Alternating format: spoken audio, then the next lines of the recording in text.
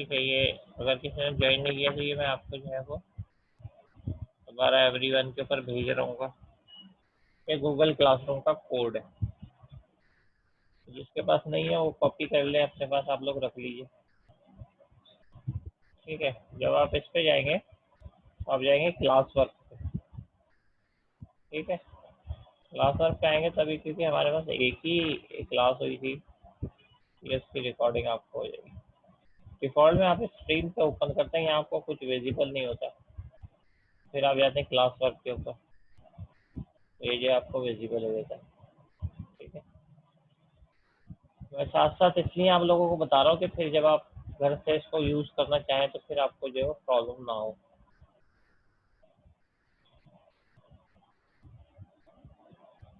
अच्छा, अभी जो हम बात कर रहेंगे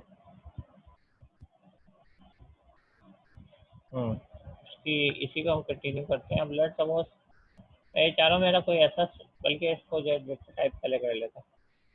लेकिन डेटा टाइप जो है वो बिल्कुल ऐसी डेटा टाइप होती है, वेरिएबल नेम रखते हैं हम, कुछ डेटा टाइप रखते हैं, जैसे नॉर्मली आपके पास अलजबरा के अंदर होती है। तो अलजबरा के अंदर जो है हम क्या करते हैं कि इक्वेशंस वगैरह होती हैं, फिर उसमें उसकी वैल्यूज जो है वो राइट की जाती हैं, और फिर वो जो है वो सॉल्व हो जाता है। सही है ना?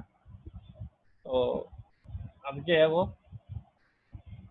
डेटा, उसके लिए एक तो हमें वेरिएबल्स चाहिए होंगे जिसके अंदर हम वैल्यू जो है वो स्टोर कर सकें, और साथ में डेटा टाइप्स चाहिए होंगी। कौन सी डेटा टाइप के वो वेरिएबल, हर वेरिएबल बिलोंग करता है किसी डेटा टाइप्स के ऊपर। अच्छा, नॉर्मली जो अब हम जो इस क्लास के अंदर जो हम पहली क्लास समझ लें, या पहली क्लास के अंदर जो है हम बच्चों को कुछ समझा रहे होते हैं, तो इंग्लिश की कॉपी जो है वो हम असली अलहदा बनवाते हैं और मैथ्स की जो है वो अलहदा बनवाते हैं। ठीक है, तो इंग्लिश और मैथ्स की जब आप बना लेते हैं, ठीक है, तो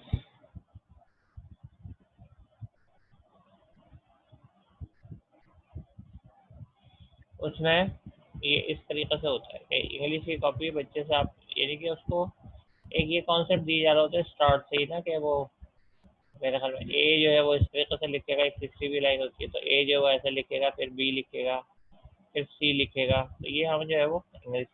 अच्छा, दूसरी उर्दू को छोड़ दें अभी आप, क्योंकि उर्दू जो है वो हमारे मतलब हमारे कंट्री तक है, हमें एक जनरल लैंग्वेज की बातें कर रहे हैं। मैथ्स की जब हम करते हैं तो मैथ्स की जो है वो ऐसे होती है कि हम लिखते हैं कि आप जो है बच्चे को ये समझाते हैं, 2 लिख दो, 3 लिख दो, और इधर जो है वो प्लस कर दो, तो इधर जो है वो 5 हो जाएगा। तो ये 2 जो है वो शुरू ही से अगर आप सोचें कि क्या वजह होती है कि हम जो है वो 2 डेटा टाइप्स हैं इसको जो कन्वर्ट करते हैं, तो इसकी ये वजह होती है कि मैथमेटिक्स ऐसी चीज़ है जिसके ऊपर जो है आप ये ऑपरेशन, मैथमेटिकल ऑपरेशन जो परफॉर्म करते हो या कर सकते हो, मल्टीप्लाई वगैरह, तो इसके लिए हम मैथ्स की कॉपी बना देते हैं।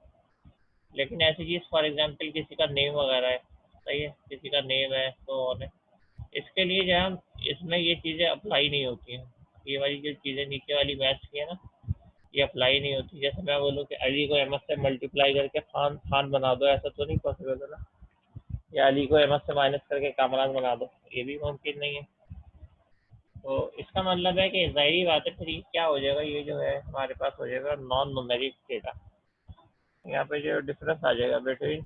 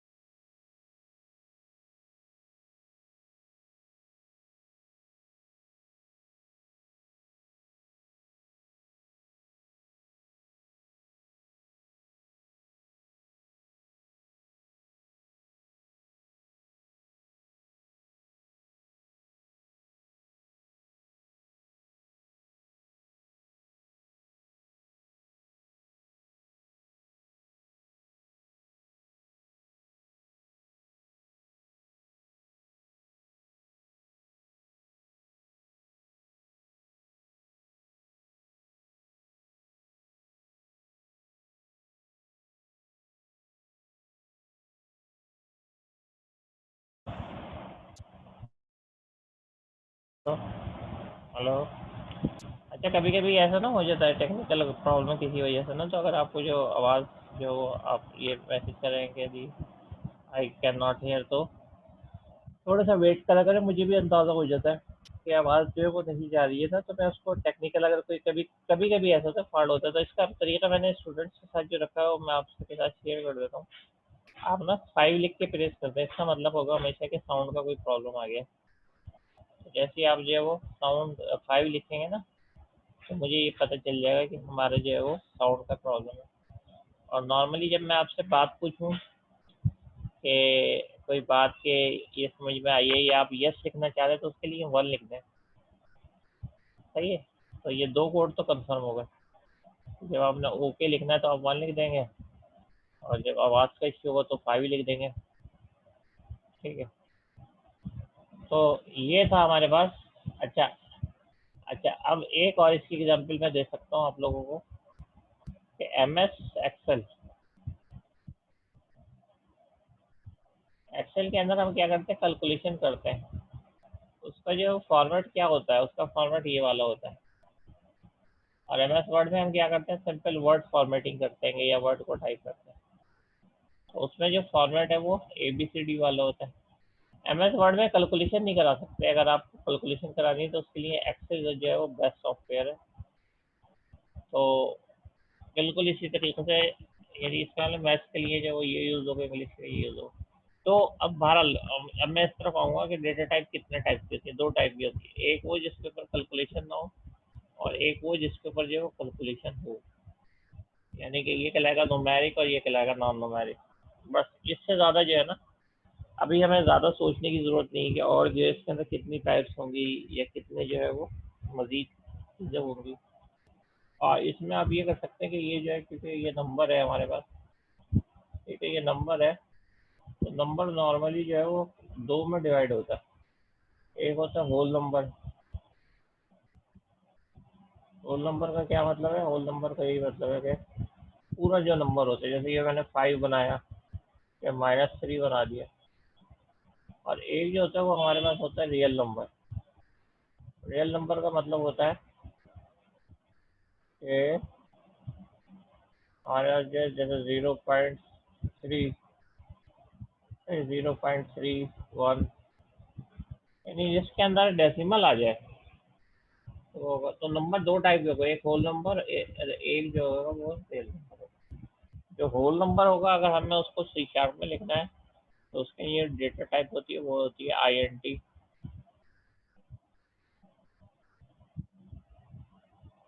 सही है। और अगर जो रियल टाइप में लिखना है इसके अंदर आए तो वो होती है फ्लोट। सही है। तो ये फ्लोट है, फ्लोट जो है वो रियल के लिए होती है, डेसिमल प्लेस वाले के लिए, और INT इसके लिए होती है जो कि होल नंबर आता है ना। अच्छा, इसके लिए क्या होती है? इसके लिए 2 टाइप में होती है। एक होती है स्ट्रिंग, जिसको आप टेक्स्ट भी कहते हैं। स्ट्रिंग का मतलब ये है कि ऐसी कोई वैल्यू, जैसे किसी का नाम है या फादर नेम है, तो ये स्ट्रिंग में आ जाएगा। और जो दूसरी इसके अंदर चीज़ है वो होती है सिंगल करेक्टर। फॉर एग्जांपल, मुझे खाली A राइट करना है या L राइट करना है या I राइट करना है इसमें, तो ये कैरेक्टर कहलाता है, लेकिन उन्होंने शॉर्ट करके इसका नाम रखा हुआ है चार। और चार भी इसको कैरेक्टर ही होता है। तो ये CHAR चार। तो अब मैंने आपको टोटली 4 बता दी। अगर आप ऐसी चीज़ें लें जैसे नेम वगैरह सेव करना है जिससे कैलकुलेशन नहीं हो सकती, उसकी टेक्स्ट या स्ट्रिंग कहलाएगी। और अगर उसमें सिंगल कैरेक्टर चाहिए तो वो हमारे पास कहलाएगा कैरेक्टर। ये 4 कह देते हैं। अच्छा, अगर होल नंबर चाहिए तो इंटीजर होगा, अगर रियल नंबर चाहिए तो फ्लोट होगा। ठीक है। तो ये बात जितने लोगों की समझ में आई तो वो 2 राइट कर दें।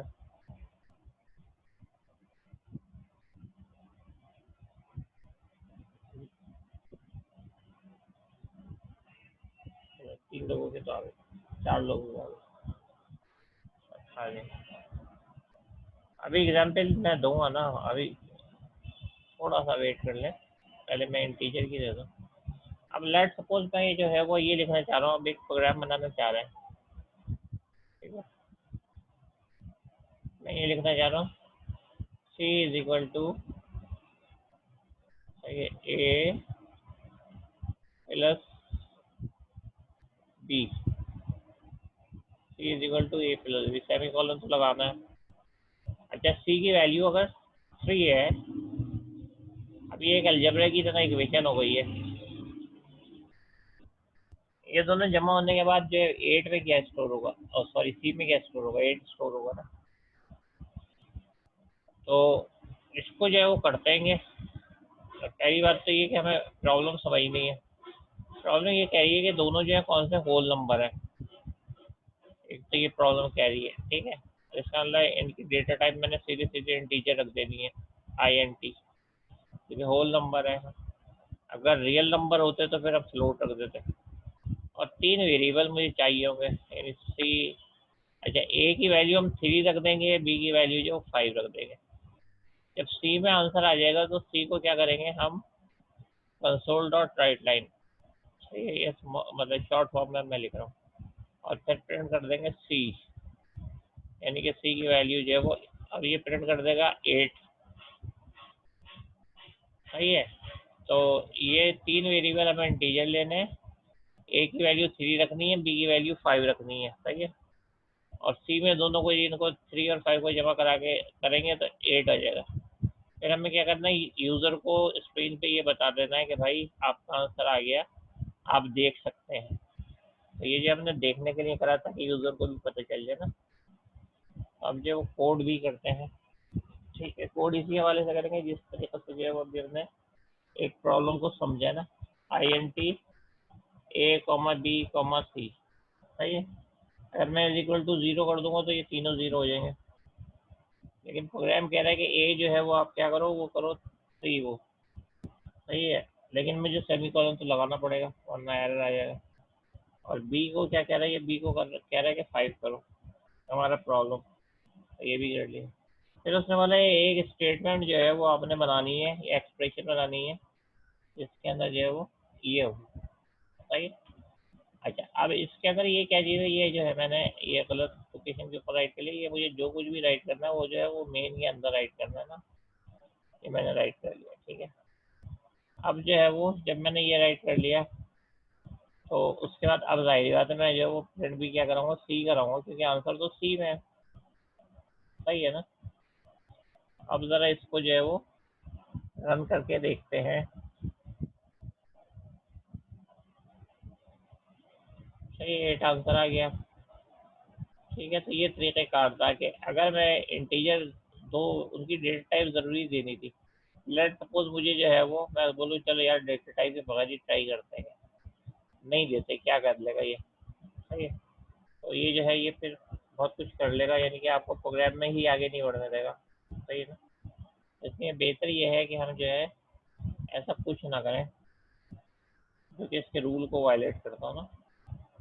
ये हम कुछ भी नहीं कर रहे, ठीक है। ये हमारे पास आ गया। अच्छा, ये यहाँ पे जो है अब क्योंकि हम रन करेंगे, प्रोग्राम सही हो गया है, ये 8 दे देगा। लेकिन मैं उसको ये बताना चाह रहा हूँ कि सी की जो वैल्यू है वो 8 है। तो इसका पता है क्या मतलब, इसका मतलब सी जो है वो मुझे डबल कोटेशन के अंदर ही जो है वो प्रिंट करना पड़ेगा, जैसे ये मैंने कर लिया।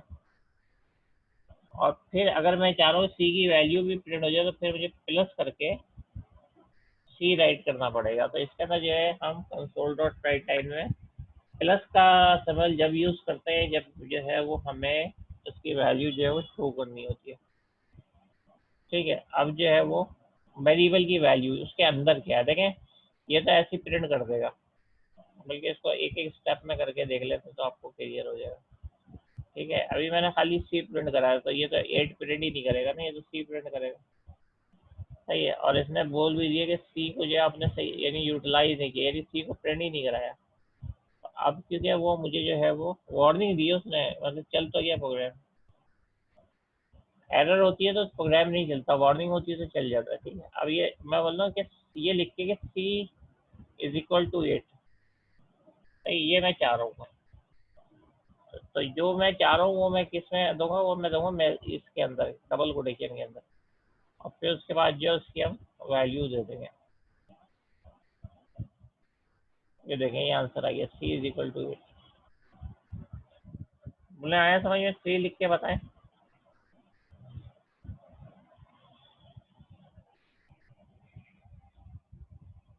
प्लीज लिख के बताएं अगर समझ में आ गया तो।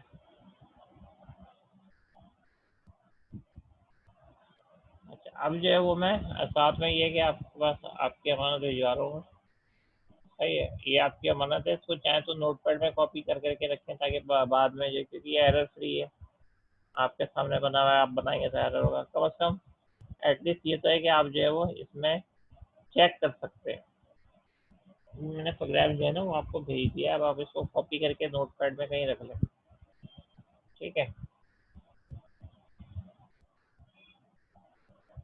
अब क्या करते हैं, मजीद जो है वो हम कुछ रूल्स भी पढ़ते हैं इसके ना, ताकि हमें जो, अच्छा ये तो हमें पता चली है कि टेक्स्ट को जो वो स्ट्रिंग या कैरेक्टर कहते हैं। ठीक है, ये स्लाइड नंबर 16 है, तो ये 16 से जो आप जो है वो ये चीज़ देख सकते हैं, स्ट्रिंग या चार। अच्छा, स्ट्रिंग का जो है ये एस कैपिटल है, वैसे स्मॉल भी ये अलाउ कर देता है। स्ट्रिंग की इसमें मैं बात कर रहा हूँ और किसी चीज़ में नहीं, और चार के अंदर स्मॉल सी होगा। सही। अच्छा, होल नंबर जो है वो मैंने अभी बताया इंटीजर है, और रियल नंबर जिसमें डेसिमल पॉइंट आता है वो क्या है, फ्लोट है। ठीक है, अब इसको जो है वो इम्प्लीमेंट करते हैं, ये हमारे पास जो एक प्रोग्राम है। ठीक है, इसको कॉपी करते हैं और कॉपी करके जो है इधर लेके आते हैं। सही है, और जो है इसको जो पेस्ट करवा देते हैं। अब देखें, इसको हटा ही दें। अब इसमें एक एरर है, एरर को जो है वो थोड़ा सा मुश्किल है पकड़ना। ठीक है, लेकिन एरर अभी आने दें, फिर हम पकड़ेंगे एरर को ना।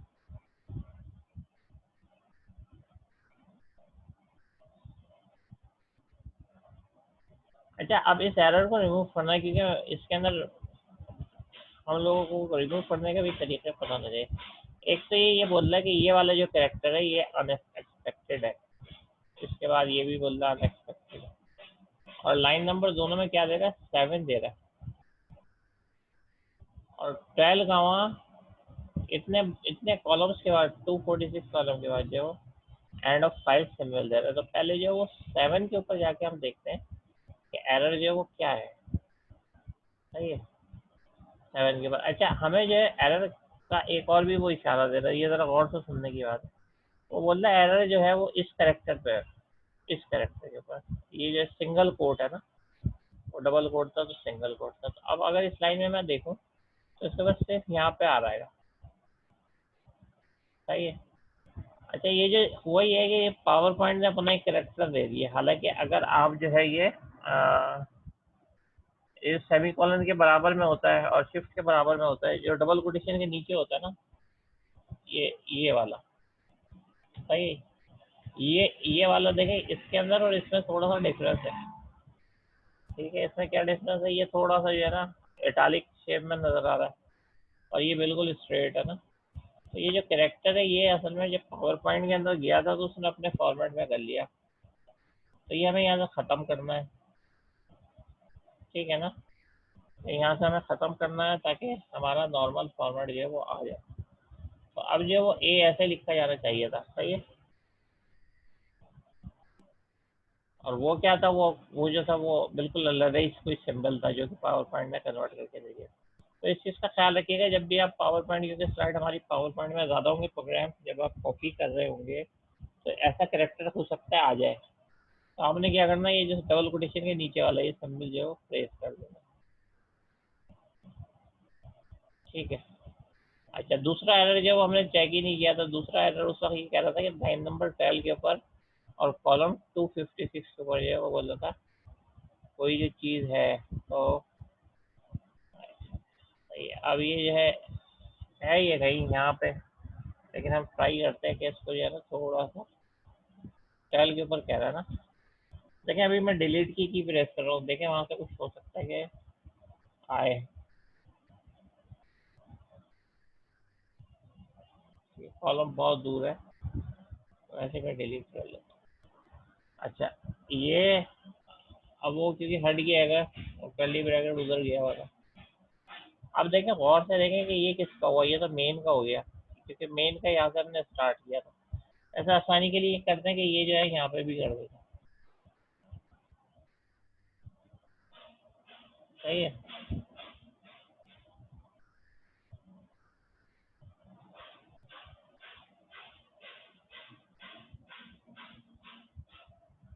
तो अब ये है कि ये तो मेन का हो गया।